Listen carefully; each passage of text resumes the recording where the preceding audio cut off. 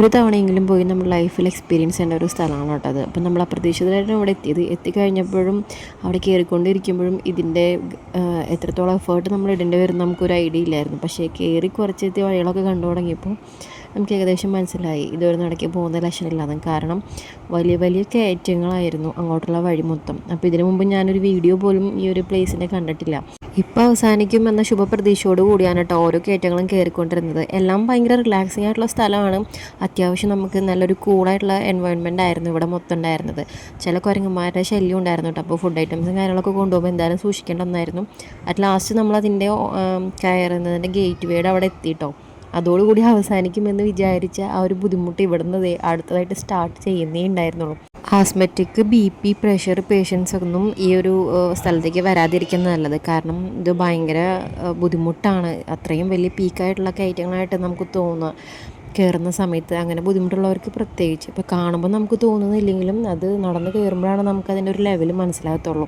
അപ്പോൾ അത്രയും കുന്നുപോലെയുള്ളൊരു സ്ഥലമാണ്. എന്തായാലും നമ്മളവിടെ എത്തിക്കഴിയുമ്പോൾ അതിൻ്റെ ഒരു സാറ്റിസ്ഫാക്ഷൻ നമുക്ക് കിട്ടും കേട്ടോ, ഇതിന് അകത്തേക്ക് ചെന്ന് കഴിയുമ്പോൾ. ബട്ട് നമ്മളത് എക്സ്പീരിയൻസ് ചെയ്യണമെങ്കിൽ അത്യാവശ്യം നമുക്കൊരു ആരോഗ്യമായിട്ടുള്ളൊരു ഹെൽത്ത് കണ്ടീഷൻ കൂടി വേണ്ടി വരും കേട്ടോ. ചില ഭാഗങ്ങളൊക്കെ എത്തുമ്പോൾ ഒരാൾക്ക് കഷ്ടി കയറി പോകുന്ന രീതിയിലുള്ള സ്റ്റെപ്പുകളൊക്കെ അറേഞ്ച് ചെയ്തിട്ടുള്ളൂ. അപ്പം എന്തായാലും നമ്മൾ സൂക്ഷിച്ചൊക്കെ വേണം കയറാനായിട്ട്.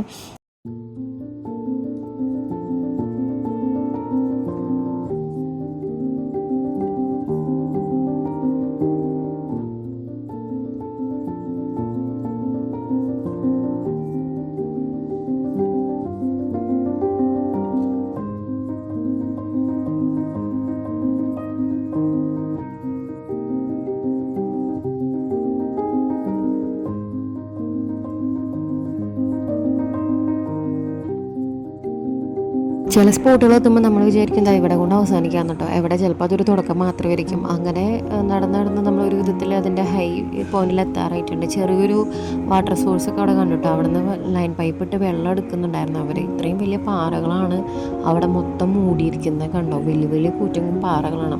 അപ്പോൾ പണ്ട് എത്രയോ 1000 കോടി വർഷങ്ങൾക്കൊക്കെ മുമ്പ് നടന്ന ഒരു ഭൂകമ്പമാണ് ഈ ഒരു പ്ലേസിൻ്റെ ഫോർമേഷന് കാരണം എന്ന് അവിടെ കയറിപ്പാടത്തെ ഗൈഡുകൾ പറയുന്നത് കേട്ടുട്ടോ. അപ്പോൾ അതിൻ്റെയൊക്കെ ഒരു ഭാഗമായിരിക്കാം ഈ കാണുന്ന പാറകൾ.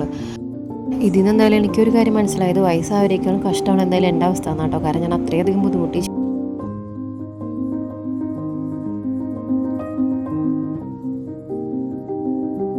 എൻഡിലേക്ക് എത്തുമ്പോൾ നമുക്ക് അവിടെ മുകളിൽ നിന്ന് കിട്ടുന്ന വ്യൂ ആണ് കേട്ടോ അത്. ഫുൾ നമുക്ക് കാടും കുന്നുമായിട്ടുള്ള മലകളൊക്കെയാണ് കാണാൻ സാധിക്കുന്നത്. പിന്നെ ഇവിടെ നിന്ന് ഇങ്ങോട്ട് നമുക്ക് നല്ലൊരു സ്റ്റെയർ കേസ് കിട്ടുന്നുണ്ട്. ബട്ട് അതിന് താഴെ നോക്കി ചിലപ്പോൾ തലയിറങ്ങുന്ന അവസ്ഥയ്ക്കായിരിക്കും. കാരണം അത്ര പീക്കിലാണ് നിൽക്കുന്നത്. അപ്പോൾ ലാസ്റ്റൊക്കെ ആയിരിക്കും പകുതി പേര് താഴത്തിന് നിന്നത് അതിൻ്റെ ഉൾവശമാണ് കാണുന്നത്. അപ്പോൾ പണ്ട് കാലത്തെ ആൾക്കാർ കൊത്തി വെച്ചിരിക്കുന്ന അവരുടെ തരത്തിലുള്ള ലിപികളും ചിത്രങ്ങളും കാര്യങ്ങളൊക്കെയാണ് ഡിസ്ക്രൈബ് ചെയ്യുന്നത് കേട്ടോ.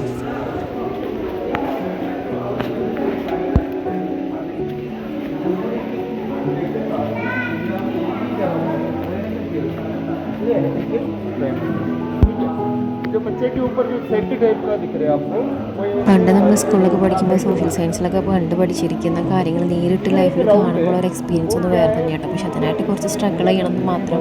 ബട്ട് ഇവിടെ എത്തിക്കഴിയുമ്പോൾ നമുക്ക് അടിപൊളിയാണ്. നല്ലൊരു വെതറാണ്. നല്ല തണുപ്പും കാറ്റും കൂടി ഭാഗമാണിത്.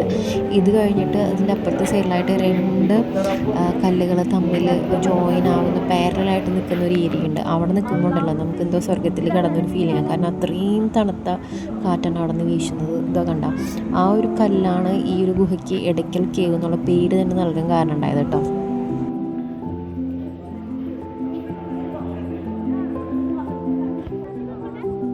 ഇതാണ് ഞാൻ ആ പറഞ്ഞ 2 കല്ലുകൾ പാരലായിട്ട് വരുന്ന ഭാഗം കേട്ടോ. ഇവിടെ നിൽക്കുമ്പോൾ ഒരു എക്സ്പീരിയൻസ് ഉണ്ടല്ലോ, അതൊന്നും വേറെ ലെവൽ തന്നെയാണ് കേട്ടോ. എന്തായാലും നമ്മൾ എക്സ്പീരിയൻസ് എന്ന് വെച്ചാൽ അറിയണം. പിന്നെ നമ്മൾ ആസ് യൂഷ്വൽ കുറച്ച് ഫോട്ടോസൊക്കെ എടുത്ത് അവിടെ നിന്ന് ഇറങ്ങി കേട്ടോ.